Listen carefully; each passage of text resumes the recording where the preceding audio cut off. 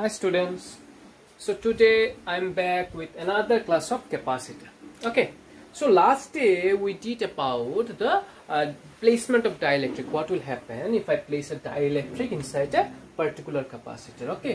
तो आज हम पढ़ेंगे कि वो डाइलेक्ट्रिक को अगर हम डिफरेंट टाइप्स में अरेंज करते, जैसे कि डाइलेक्ट्रिक को पैरेलली अरेंज कर दे या डाइलेक्ट्रिक को सीरीज में अरेंज करते, तो उसमें टोटल कैपेसिटेंस कितना निकलने वाला है. ठीक है, तो चलो शुरू करते हैं अभी. ठीक है, चलो जय श्री राम, शुरू करते हैं.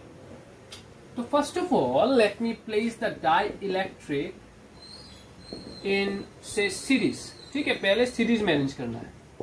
तो देख लो, समझ लो कि ये वाला जो है मेरा एक कैपेसिटर है.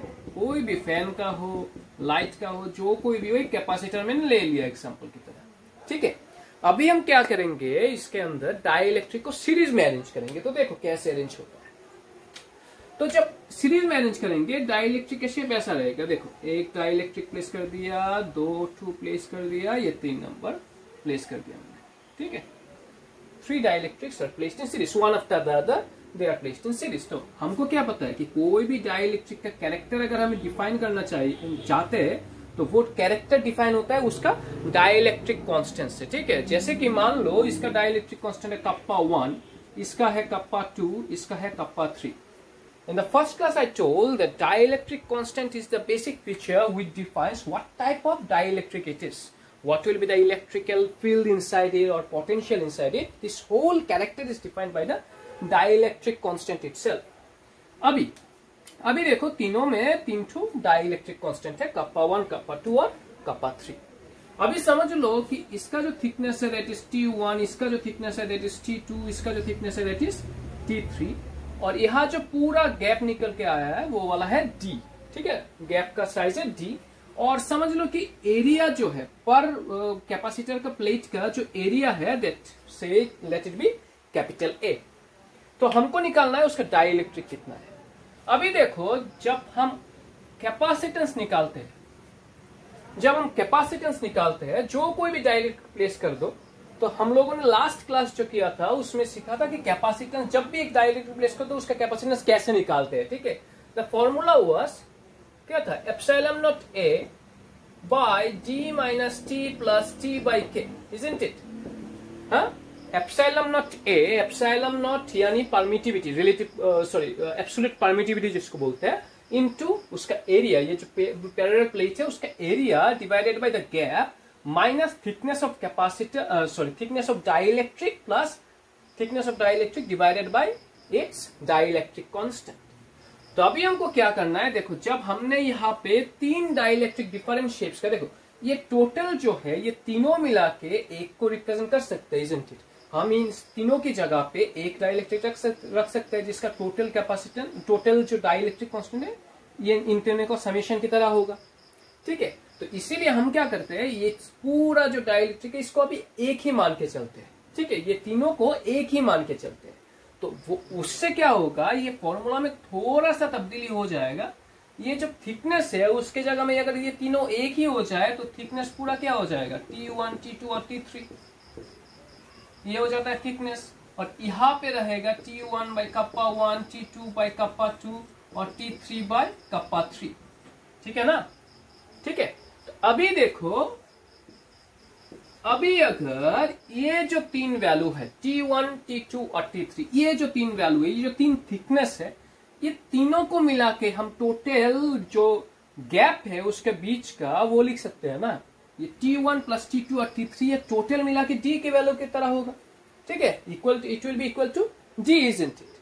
तो इसीलिए T1 plus T2 plus T3 की जगह पे मैंने D लिख दिया. ठीक है, और बाकी जो वैल्यू है T1 by kappa 1, T2 by kappa 2 और T3 बाई कप्पा 3 वो मैंने साइड में रख दिया. ठीक है, अभी इसको अगर हम एलिमिनेट कर देते हैं तो फाइनल वैल्यू निकलता है T1 by kappa 1, T2 by kappa 2 और T3 बाई कप्पा 3. तो ये हो जाता है तुम्हारा टोटल कैपेसिटेंस जब तुमने इन तीनों के बीच में कोई भी डाइलेक्ट्रिक का सीरीज का अरेंजमेंट रख दिया. ठीक है, तो इसके अलावा अभी अगर हम अरेंजमेंट, ये फॉर्मूला को तुम कॉपी कर लो. ठीक है, कॉपी कर लो कहीं पर भी.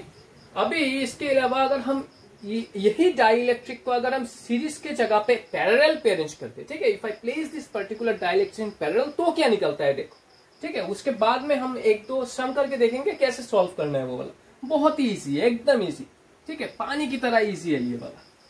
तो अभी क्या करना है हमको, अच्छा तुम अगर चाहते तो ये जो 3 डाइलेक्ट्रिक है सीरीज का, उसको तुम सीरीज का जो फॉर्मूला है देखो, एक पर्टिकुलर डाइलेक्ट्रिक जो है, जब भी तुम उसको एक कैपेसिटर के अंदर रख दोगे, that dielectric will basically start behaving like an independent capacitor itself.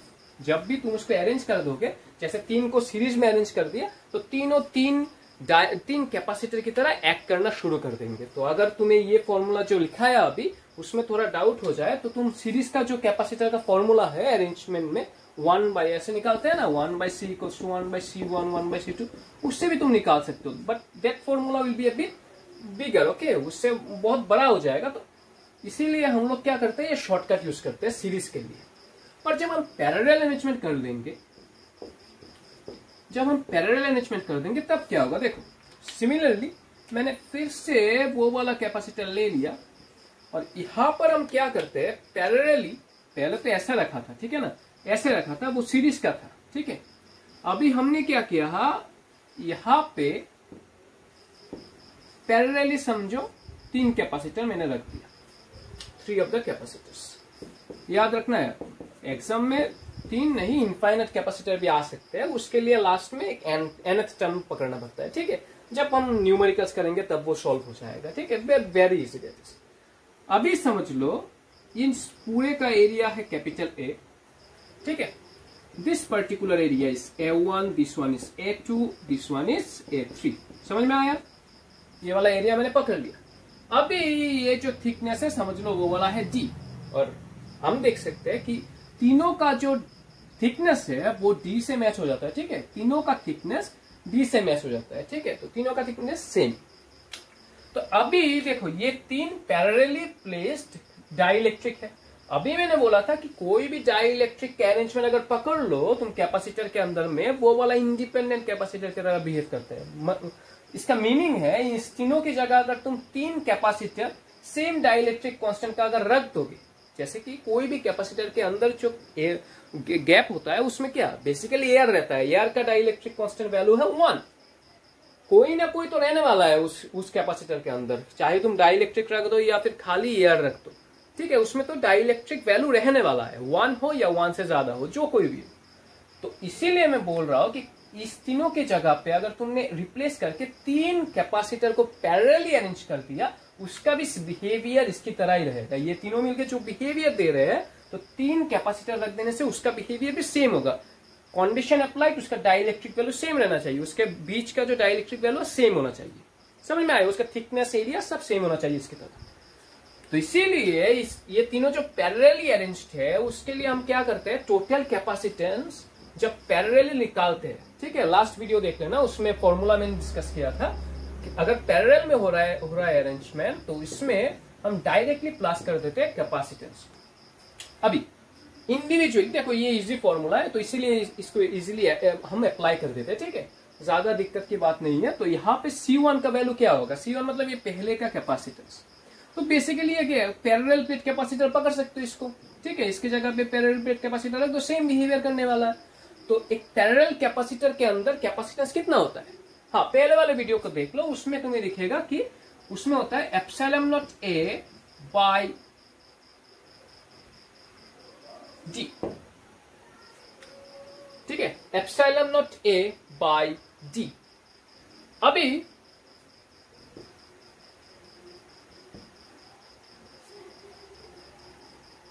ठीक है ना, अच्छा इसमें A1 आ जाएगा।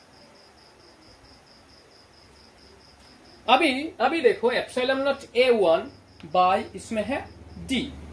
अभी ये जो वैल्यू है, ये जो epsilon naught A by D है, ये वाला एक पैरेलल प्लेट कैपेसिटर का था, ठीक है, लेकिन वो जो पहले वीडियो में था उस पैरेलल प्लेट कैपेसिटर के अंदर का जो मीडियम था वो था एयर, तो उसमें कप्पा का वैल्यू रहता है 1, इसीलिए हम यहाँ पर कोई भी चेंज नहीं कर सकते थे। लेकिन अभी जो कैपेसिटर पकड़ा इसका वैल्यू तो 1 नहीं है, कप्पा 1 दिया हुआ है, ठीक है, एक डेफिनेट वैल्यू कप्पा दिया हुआ है यहाँ पे। तो फॉर दैट बेसिक रीजन हमको यहाँ पर प्लेस करना है कप्पा। ठीक है, अगर ये समझ में नहीं आया तो देख लो और एक फॉर्मूला देख लो। हमको क्या पता है कि कप्पा जो है डाइलेक्ट्रिक कांस्टेंट जो है उसका एक फॉर्मूला निकलता है। तुम लोगों ने इलेक्ट्रोस्टैटिक्स में पढ़ा था कप्पा डाइलेक्ट्रिक कांस्टेंट, उसका वैल्यू निकलता है epsilon R by epsilon naught. ठीक है, epsilon R by epsilon naught. यहां से एप्सिलॉन आर मतलब रिलेटिव परमिटिविटी जिसको कहते हैं। जैसे कि इसका अगर परमिटिविटी निकालोगे तो उसको हम रिलेटिव परमिटिविटी बोलते हैं। ठीक है, और एयर का अगर परमिटिविटी निकालोगे उसको एप्सिलॉन नॉट बोलते हैं। ठीक है, एब्सोल्यूट परमिटिविटी। और परमिटिविटी वो क्या होता है? परमिटिविटी मतलब कितना इलेक्ट्रिक फील्ड एक मीडियम में घुस सकता है। जैसे कि यहाँ पे एक पर्टिकुलर मीडियम मैंने दे दिया और इलेक्ट्रिक फील्ड यहाँ पे छोड़ दिए, तो ये इलेक्ट्रिक फील्ड कितना पेनिट्रेट कर सकता है इस पर्टिकुलर मीडियम को, उसको परमिटिविटी बोलते हैं। ठीक है, कोई भी दूसरा मीडियम अदर देन एयर हो उसका परमिटिविटी को एप्सिलॉन आर से डिफाइन करते हैं। ठीक है, और एप्सिलॉन नॉट से सिर्फ एयर के परमिटिविटी को डिफाइन करते हैं हम लोग। ठीक है, तो यहाँ पे देखो एप्सिलॉन आर इक्वल्स टू क्या निकलता है? Epsilon naught into kappa. ये पहले वाले चैप्टर का फॉर्मूला है। ठीक है, तो जब भी तुम कोई भी मीडियम अदर देन एयर उसका कैपेसिटेंस निकालो तो कैपेसिटेंस का फॉर्मूला होता है epsilon naught A by D, जो मैंने डिस्कस किया था अभी। लेकिन मीडियम अगर एयर ना हो अंदर तो एप्सिलॉन आर लिख देते हैं यहाँ पे। एप्सिलॉन आर को अगर रिप्लेस कर दो एप्सिलॉन नॉट कप्पा से, ये वाला फॉर्मूला निकल जाता है। समझ में आया ना? अभी देखो, अगर ये समझ में आ गया तो अभी देखो ये फॉर्मूला में जस्ट पुट करता हूं, अभी वैल्यू निकल जाने वाला है। देखो, तो इसमें निकलना है kappa 2 epsilon naught A 2 by D, kappa 3 epsilon naught A 3 by D. देखो मैंने डी लिखा है क्योंकि तीनों का थिकनेस जो है, तीनों का थिकनेस सेम है, डी के बराबर है। ठीक है, अभी यहां से तुम लोग अगर कॉमन लेना शुरू करो, अच्छा कॉमन लेने से पहले और एक चीज तुम रिप्लेस कर सकते हो। जैसे कि मान लो कि तीनों का एरिया सेम हो गया। मान लो तीनों का एरिया सेम है, जैसे कि इसका एरिया भी ए हो गया, इसका भी ए हो गया, इसका भी ए हो गया, स्मॉल। मतलब कि यहाँ पे 3 मिला के मतलब 3a मिला के तुम्हारा पूरा एरिया कैपिटल ए बन रहा है। और ये स्मॉल ए का वैल्यू कितना होता है? a by 3। समझ में आया? तो मैंने अगर मान लिया कि तीनों का एरिया का वैल्यू सेम है, अगर सेम नहीं है तो इसमें इतना ही होगा। ठीक है, ये फॉर्मूला ही तुम यूज करोगे प्रॉब्लम्स में। अगर तीनों का एरिया सेम दे दिया, जैसे बोर्ड में आता है सेम एरिया दे देते हैं वो लोग। ठीक है, अगर सेम हो गया एरिया तो इसके ये a1, a2 और a3 की जगह हर जगह a बाई 3 हो जाएगा। समझ में आया? हर जगह a बाई 3 होने वाला है।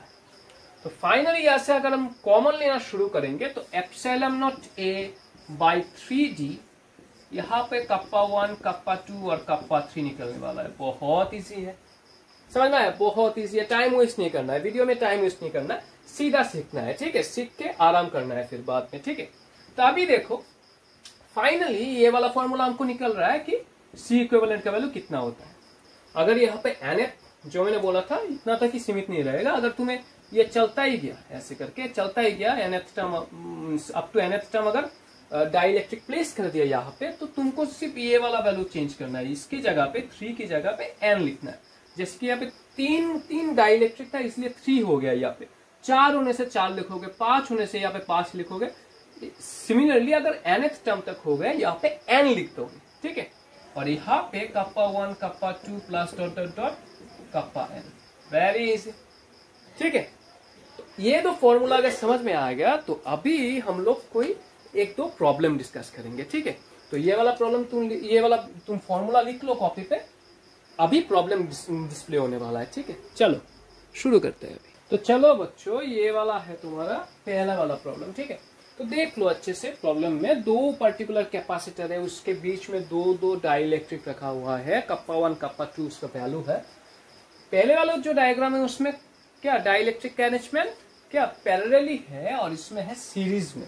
ठीक है, और बोला गया है कि if the area and thickness of the dielectric in each of the above cases are equal, find the ratio of capacitance. मतलब कि जैसे बोला गया कि मान लो कि पहले वाले डायग्राम में अगर इसका एरिया a हो जाए उसका भी a ही रहने वाला है, इसका अगर थिकनेस d हो जाए इसका भी d ही रहने वाला है। ठीक है, समझ में आया ना? तो ये वाला मानना है। सिमिलरली यहाँ पे अगर मान लो इसका एरिया ए है, नीचे का भी एरिया ए होना चाहिए, इसका थिकनेस टी और टी ही होना चाहिए। समझ में आया? तो अभी चलो शुरू करते हैं। ये वाला प्रॉब्लम नोट कर लिया, चलो अभी शुरू करते हैं। चलो चलो, टाइम वेस्ट नहीं करना है हमको, जल्दी जल्दी करना है। तो समझ लो, पहले वाला जो है पैरेलल में है, तो पैरेलल में हम लोग कैसे निकालते हैं कैपेसिटीज, कैसे निकालते हैं? हमको याद है क्या, epsilon naught A by N into D kappa 1 plus kappa 2, यही तो है ना। अभी मान लो epsilon naught into area A है। अभी एन का वैल्यू कितना है, जितना कैपेसिटर हो जाए, सॉरी जितना डाइलेक्ट्रिक हो जाए। यहाँ पे 2 डाइलेक्ट्रिक है तो यहाँ पे 2 प्लेस करना है, ठीक है। समझ में आया?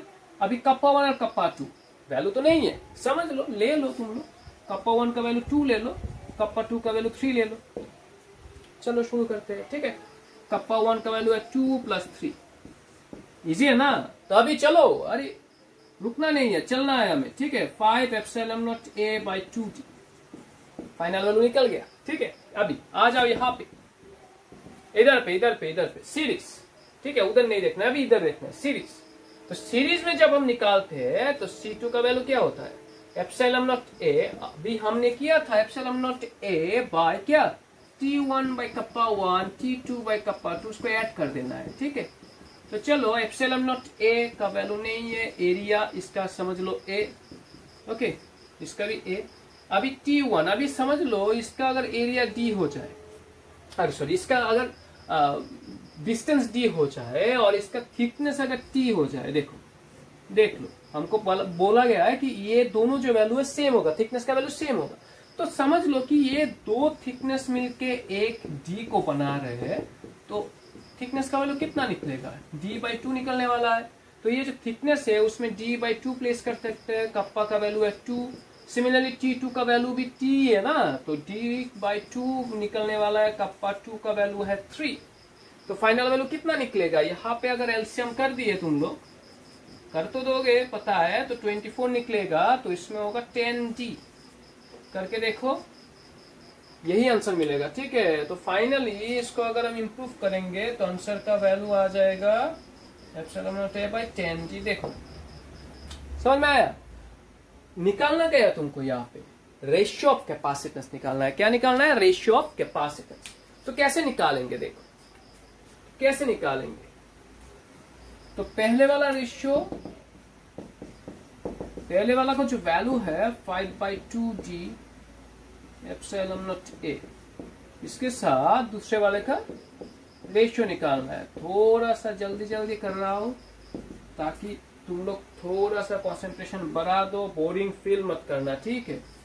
कोई भी फिजिक्स के सब्जेक्ट में, कोई भी सब्जेक्ट हो जाए, साइंस में कोई भी सब्जेक्ट हो, बोरिंग मत फील करना कभी भी, ठीक है। पढ़ना है, समझना है, फिजिक्स को सिर्फ समझना है।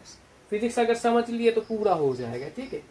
तो चलो अभी कॉन्फ्यूज कभी मत होना, कॉन्फ्यूज हो जाए तो थोड़ा सा ब्रेक ले लो, ब्रेक लेके फिर से देखो, कोई दिक्कत नहीं है, वीडियो यही रहने वाला है, ठीक है। तुम लोगों के लिए बना रहा हूँ वीडियो। अगर इसको काट दिए तो 5 निकलने वाला है, ठीक है। तो निकला क्या, 24/5। अभी अगर इसको पोजीशन में लाओ, इसको अगर ऊपर उठा दो तो 25/24, समझ में आया, 25/24, ओके। तो ये वाला निकल गया तुम्हारा आंसर। अभी हम क्या करेंगे, नेक्स्ट वाले क्वेश्चन में जाए, और एक प्रॉब्लम तो प्रैक्टिस करना है, ठीक है ना।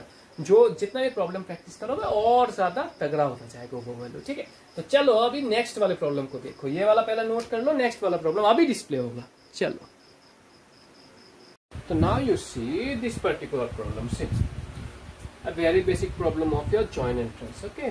तो ये जॉइन में बहुत बार आ चुका है। देखो क्वेश्चन में क्या है, a parallel plate capacitor has plates of area capital A separated by distance d between them. It is filled with a dielectric which has dielectric constant that varies as kappa x equal to kappa 1 plus alpha x, where x is the distance measured from one of the plates. If alpha into d is much less than 1, find the total capacitance. देखो basically अगर ये तुम question देखोगे, you will be getting confused a bit. तो क्या करते हैं हम लोग, कितने वाला जब क्वेश्चन आता है ना तो उसको तोड़ लेते हैं, ठीक है, पार्ट पार्ट में तोड़ लो। तो देखो, तो क्या करेंगे हम, first of all you see they have told me they इधर एक कैपेसिटर हो, ठीक है, ले लिया मैंने कैपेसिटर, इसका एरिया होगा कैपिटल ए, तो ये जो बीच का एरिया है that will be capital A, ये जो बीच का एरिया है that will be capital A. अभी बोला गया है कि distance between them is D, ये जो डिस्टेंस है यहाँ से यहाँ का डिस्टेंस है डी, मैंने रख लिया ये भी। It is field with dielectric, मतलब कि यहाँ पे एक डाइलेक्ट्रिक होगा, इधर एक डाइलेक्ट्रिक होगा। अभी डाइलेक्ट्रिक कैसा, जिसका कप्पा का वैल्यू जो है वो कांस्टेंट नहीं रहता, वो वेरी करता है S kappa 1 plus alpha x. देख लो अच्छे से, देख लो ये प्रॉब्लम बहुत ही इंपॉर्टेंट है, समझ लो। ऐसा वाला चार्ज डिस्ट्रीब्यूशन मैंने दे दिया, तभी देखो बहुत ही इंपॉर्टेंट है ऐसा वाला प्रॉब्लम, ठीक है।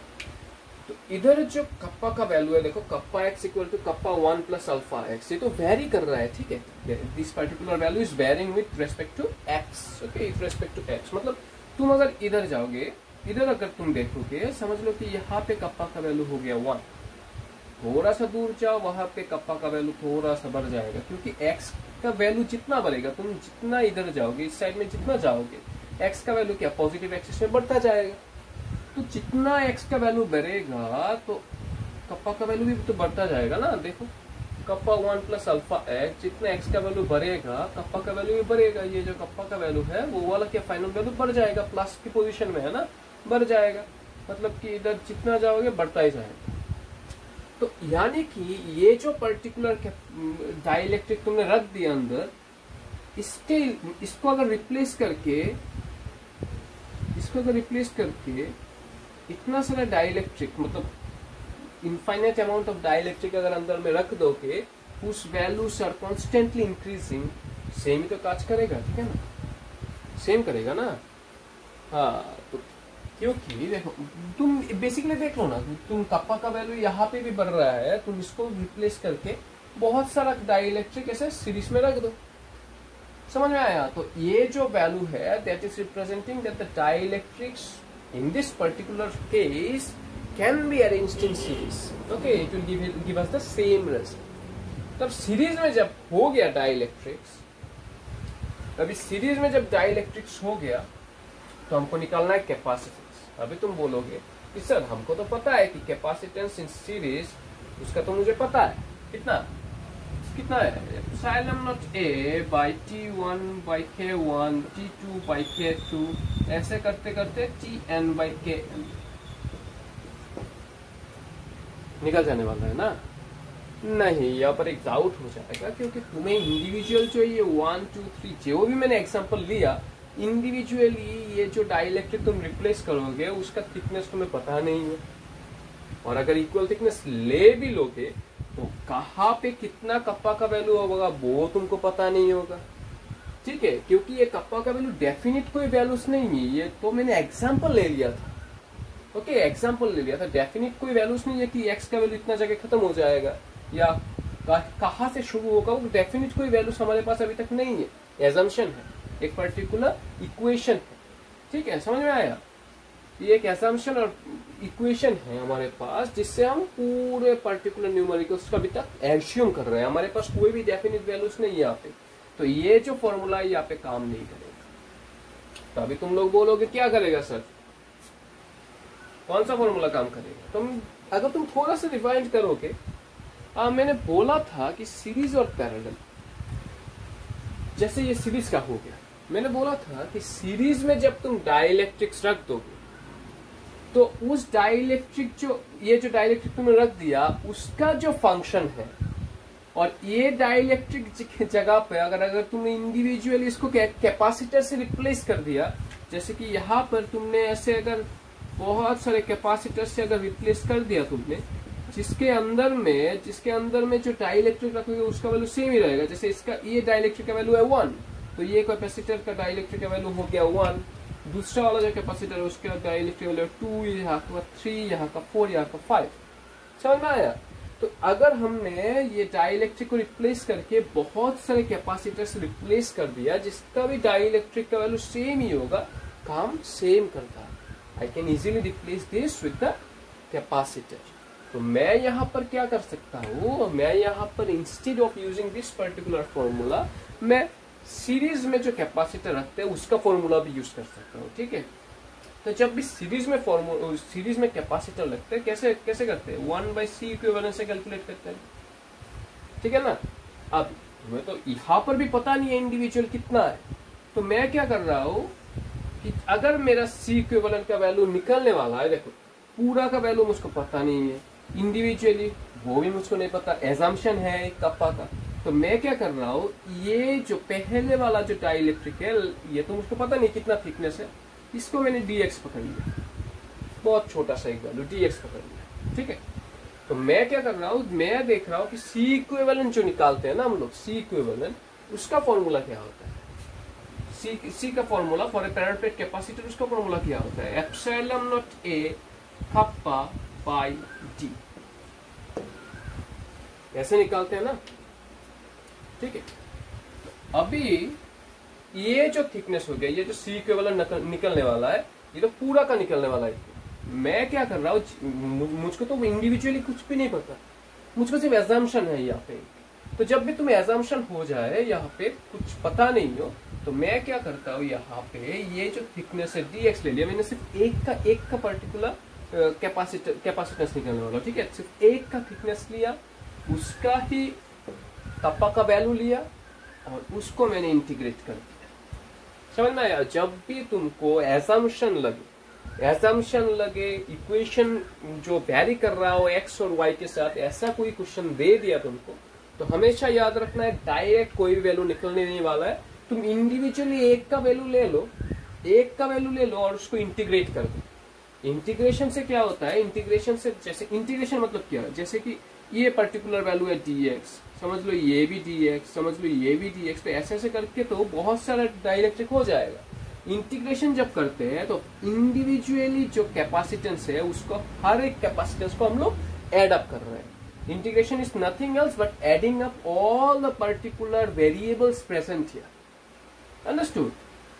तो अभी जैसे कि ये जो पर्टिकुलर इंटीग्रेशन कर रहा हूं, जब इंटीग्रेशन हम करते हैं एक पर्टिकुलर वैल्यू हमें चाहिए, वो है उसका लिमिट्स, लोअर लिमिट्स और अपर लिमिट्स। अभी इसका लोअर लिमिट कहाँ है, देखो ये जो पर्टिकुलर डाइलेक्ट्रिक का सेटअप मैंने दिखाया वो शुरू कहाँ से हो रहा है, इधर से।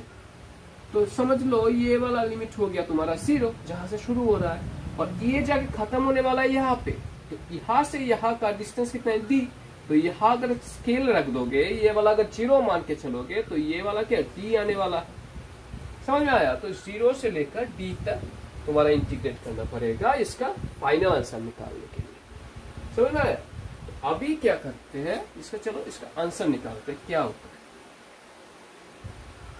समझना है बच्चों, अगर नहीं समझ में आए तो कमेंट सेक्शन में जाके बोल देना कि ये वाला लाइन हमको समझ में नहीं आया, तो मैं उसके ऊपर एक क्लास कर दूंगा, या फिर पर्सनली कमेंट्स में ही मैं समझा दूंगा। ठीक है,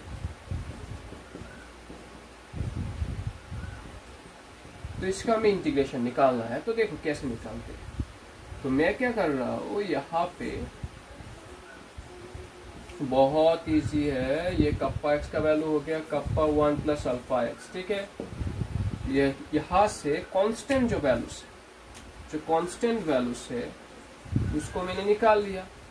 इंटीग्रेशन सिर्फ वेरिएबल्स का होता है, जो भी वेरिएबल्स हो सिर्फ उसका इंटीग्रेशन होने वाला है। ठीक है, ओके। तो अभी देखो एक दूसरा वाला पेन ले लेते हो, कहाँ पे रख दिया मैंने, नहीं मिल रहा है मुझे, मिल गया, चलो मिल गया। चलो अभी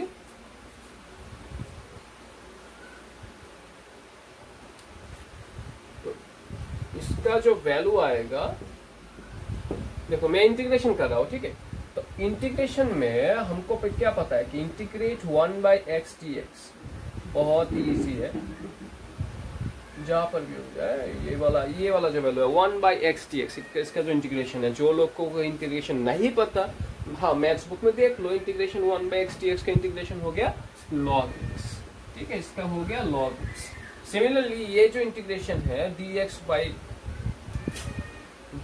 1 प्लस अल्फा x, इसका अगर इंटीग्रेशन करोगे तो ये हो जाएगा log 1 plus alpha x divided by alpha. समझ में आया? अभी इसमें पुट करना है हमको लिमिट्स को, लिमिट 0 टू b, ये वाला पुट कर देना है, ठीक है। तो फाइनली यहाँ पे आने वाला है 1/ε0 ax alpha into log 1 plus alpha T. ये लोअर वैल्यू अगर पुट कर दे तो ये वाला हो जाएगा 0, log 1 का वैल्यू हो जाएगा वैसे भी 0, ठीक है। तो ये वाला तुम्हारा फाइनल आंसर निकलने वाला है कि 1/c इक्विवेलेंट इतना है। पर अभी अगर तुम्हारा ये इससे भी अगर संतुष्टि ना हो, अगर आंसर से मैच ना करे, ऑप्शन में अगर ना रहे, तो तुम क्या कर सकते हो, यहाँ पे और एक प्रोसेस है। ये जो log 1 प्लस अल्फा जी है, क्योंकि मैंने ऑप्शन में देखा ये वाला ऑप्शन नहीं था, ठीक है। तो जब ये वाला ऑप्शन नहीं था, एक्चुअली ऑप्शन में log ही नहीं था, तो ये जो log का वैल्यू इसको तुम तोड़ सकते हो। कैसे तोड़ोगे? एक सीरीज हो जाता है टेलर सीरीज बोल के, उसमें अगर तुम लॉगरिथमिक टेबल देखोगे, इसका अगर फॉर्मूला देखोगे तुम, log 1 प्लस एक्स का फॉर्मूला इसका था x minus x square by 2 plus x cube by 3 minus ऐसे करके चलते जाता है। ये वाला ये फॉर्मूला था तुम्हारे लॉगरिथमिक टेबल में या लॉगरिथमिक सीरीज में, देख लो ये वाला फॉर्मूला रहेगा, ठीक है। तो उसमें अगर इसको अगर रिप्लेस कर दोगे यहाँ पे तो क्या आएगा? देखो क्या आने वाला है। ये जो x के जगह पे यहाँ पे अल्फा जी है, alpha g minus alpha square t square by 2 plus ऐसे चलते जाएगा। लेकिन यहाँ पे एक पर्टिकुलर चीज तुम कर सकते हो, तुम्हारे पास एक ऑप्शन आ गया। तुमको बोला गया था कि अल्फा जी जो है, ये जो वैल्यू है alpha g, it is much less than 1, ठीक है। ये जो वैल्यू है alpha g, it is much less than 1। तो उसका मीनिंग क्या है? देखो अल्फा डी जो मच लेस देन 1 जो बोला गया, समझ लो कि अल्फा डी का वैल्यू 0.1, समझ लो 0.1 है उसका वैल्यू। अगर मैंने इसका स्क्वायर कर दिया तो इसका वैल्यू आने वाला है 0.01। सिमिलरली इसका अगर क्यूब कर दिया तो इसका वैल्यू आने वाला है 0.001। तो हमेशा तुमको याद रखना है कि जब भी कोई वैल्यू मच लेस देन 1 हो, उसका स्क्वायर क्यूब जितना करोगे उतना आंसर क्या बहुत ज्यादा घटता जाएगा। आंसर इतना घटेगा कि ये जो वैल्यू है as comparison to alpha d, ये वाला पूरा नेग्लिजिबल हो गया, 0.001। तुम्हारे आंसर में कोई फर्क नहीं पड़ने वाला, ठीक है। तो ये जो वैल्यू है एक्स क्यूब बाई 3, वो वाला वैल्यू क्या नेग्लिजिबल हो जाएगा, तुम्हारे आंसर पे कोई फर्क नहीं पड़ने वाला। अगर तुम इसको इग्नोर भी कर दोगे, इसको हम बोलते हैं हायर ऑर्डर टर्म्स, इसको हम इग्नोर कर देते हैं हमेशा, ठीक है। तो मैं क्या कर रहा हूँ, ये सिर्फ ये दो वैल्यूज दे रहा हूँ, ये वाला मैं नहीं लेने वाला, ठीक है। ये वाला वैल्यूज दे रहा हूँ। अभी फाइनली हम लोग इसको खत्म कर लेंगे। अभी क्या आने वाला देखो, 1/c equivalent equal to, finally ये वाला जो है ये ऑप्शन में रह सकता है कि अल्फा टी कॉमन ले लिया तुमने, तो यहाँ पे आ गया,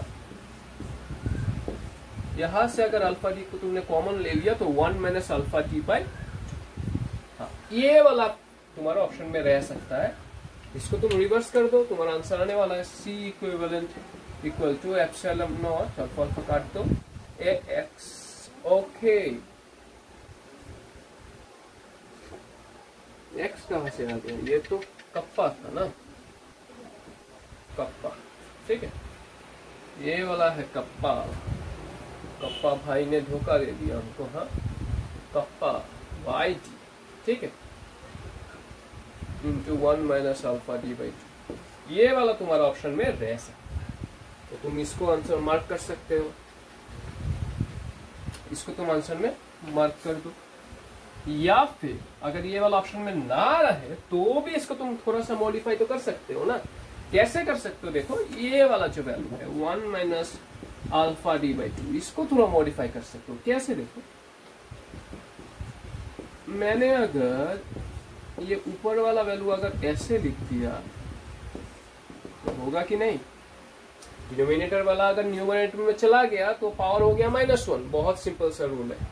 अभी और एक सीरीज आ गया तुम्हारा, यहाँ पे एक सीरीज प्ले करेगा, वो है बाइनोमियल सीरीज। जिसको जिसको पता है उसको पता होगा कि binomial series that is 1 minus x to the power minus 1 या फिर 1 plus x to the power minus 1, जो भी हो, इसको अगर तुम तोड़ दोगे तो यहाँ पे आता है 1 minus x plus x square, क्या माइनस एक्स क्यूब, ऐसे करके चलते जाता है। ये होता है तुम्हारा बाइनोमियल सीरीज। इसके अंदर अगर तुम ये वाला वैल्यू पुट कर दोगे 1 माइनस अल्फा डी बाई 2, इसका वैल्यू अगर पुट कर दोगे तो 1 माइनस अल्फा डी बाई 2, ये भी नेगेटिव का वैल्यू है, यहाँ पर पॉजिटिव था तो नेगेटिव पुट कर देता हूँ मैं यहाँ पे, plus alpha square D square by 2, ठीक है, माइनस हो जाएगा पॉजिटिव, और बाकी का देख लेता हूँ मैं। इधर में अगर तुम देखोगे ये जो वैल्यू है फिर भी अल्फा डी तो बहुत छोटा है, तो एज कम्पेयर टू 1 और ये वाला वैल्यू क्या बहुत छोटा हो जाएगा। अगर हम इससे देखेंगे कि जितना स्क्वायर और क्यूब करेंगे उसका वैल्यू घटता ही जाएगा, ठीक है।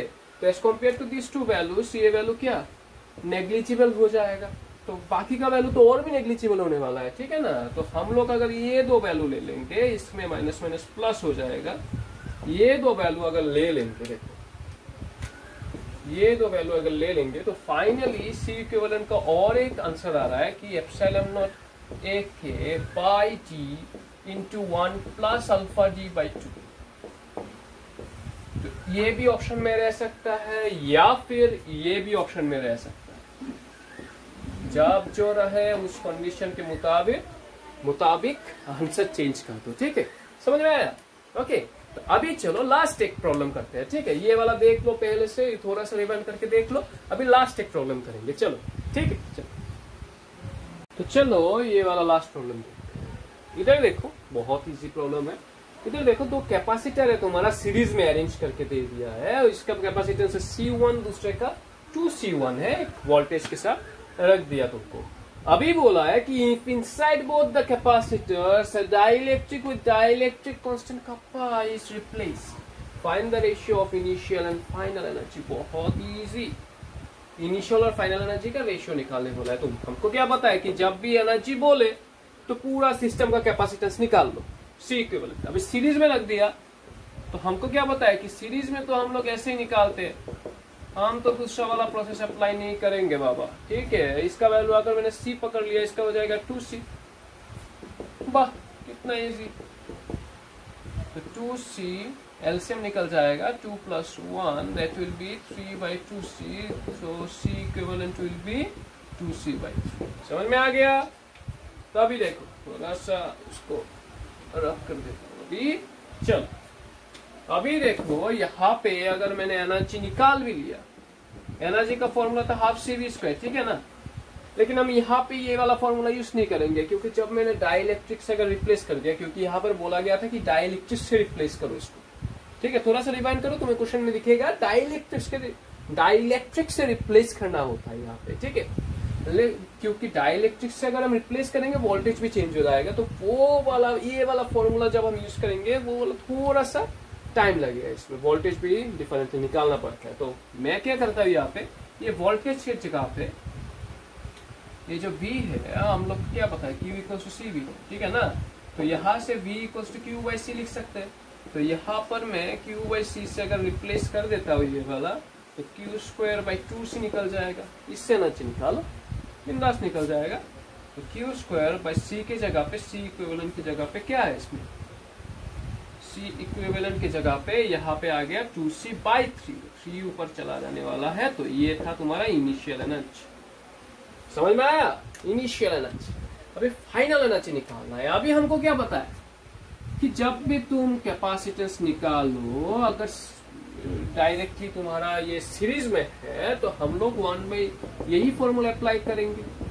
अगर डाइलेक्ट्रिक भी सीरीज में रहे तो भी यूज कर सकते हैं, कैपेसिटर भी सीरीज में रहे तो भी यूज कर सकते हैं, कोई दिक्कत नहीं। अभी C का जो वैल्यू है कितना होगा, C1 का वैल्यू अगर मैंने कप्पा से यहाँ पे अंदर इसके अंदर अगर एक डाइलेक्ट्रिक रख दिया, कप्पा था उसका वैल्यू, तो कितना होगा तुम्हारा C1 और C2। हमेशा याद रखना, जब भी हम कप्पा से रिप्लेस करेंगे ये जो वैल्यू है कप्पा से मल्टीप्लाई होने वाला है, क्योंकि ये C का वैल्यू था ε0A/d। बहुत बार बोल चुका अभी तक, ε0A/d जब एयर रहता था, क्योंकि कप्पा का वैल्यू था 1, जब भी तुम दूसरा वाला एक डाइलेक्ट्रिक से रिप्लेस करोगे कप्पा का वैल्यू मल्टीप्लाई हो जाने वाला है। समझ में आ गया? तो इसका वैल्यू हो जाएगा C इंटू कप्पा, तो इधर में हो जाएगा 2C कप्पा, अप्पा कप्पा। अच्छा अच्छा है, चलो तो इधर आ जाएगा क्या 2 + 1 दैट विल बी 3। समझ में आया? तो C इक्विवेलेंट का वैल्यू कितना निकलेगा? कितना निकलेगा Samba? 2C kappa by 3।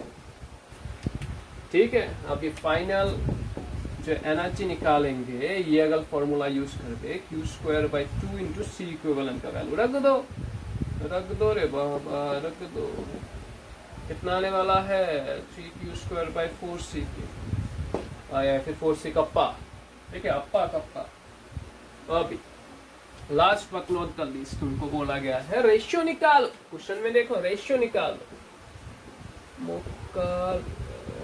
Okay, initial bye final. Initial हो गया तुम्हारा Q² into 3 by 2C। Final तुम्हारा हो जाता है 3Q² इंटू 4C कप्पा, अप्पा कप्पा। चलो काट दो इसको, काट दे। ठीक है, गलत तो नहीं हो गया ना? देख लो एक बार अच्छे से।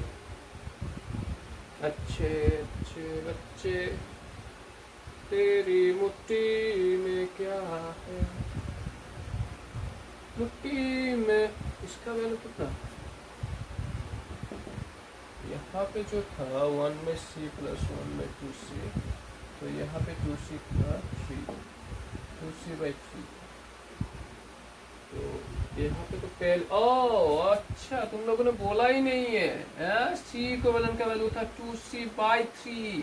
अरे भाई जरा देख के चलो, तो ये भी Q² इंटू 3 बाई 4C निकलने वाला है। अरे भाई तो इधर अगर रख दोगे वैल्यूज, पहले वाला वैल्यू है 3Q² बाई 4C, ये वाला वैल्यू है 4C कप्पा। मैं तो देख रहा हूँ सब कटने वाला है, यहाँ पे सब कुछ कट जाएगा, लास्ट में रहेगा कप्पा, अप्पा कप्पा बच गया। ठीक है, ओके। तो ये रहा तुम्हारा और एक प्रॉब्लम। तो ऐसे करके तुम लोगों को ये जो प्रॉब्लम्स मैंने लिया है बहुत सारे वेबसाइट में तुम्हें मिल जाएगा। लास्ट ईयर में जो आया था, लास्ट ईयर या प्रीवियस ईयर में जेईई और नीट में जो आया था, वहां से मैंने ये प्रॉब्लम्स लिया था। ठीक है, तो तुम लोगों को क्या करना है, ये प्रॉब्लम्स प्रैक्टिस करो, मुझको सब्सक्राइब कर देना, ये मत भूलना, मुझको सब्सक्राइब कर देना। और नेक्स्ट ये जो चैप्टर है कैपेसिटर का लास्ट पार्ट हम शुरू करने वाले हैं, वो वाला है कैपेसिटर में किरचॉफ लॉ को कैसे अप्लाई करेंगे, वो वाला लास्ट वीडियो का कैपेसिटर का। उसके बाद इलेक्ट्रिसिटी शुरू कर देंगे। ठीक है, चलो।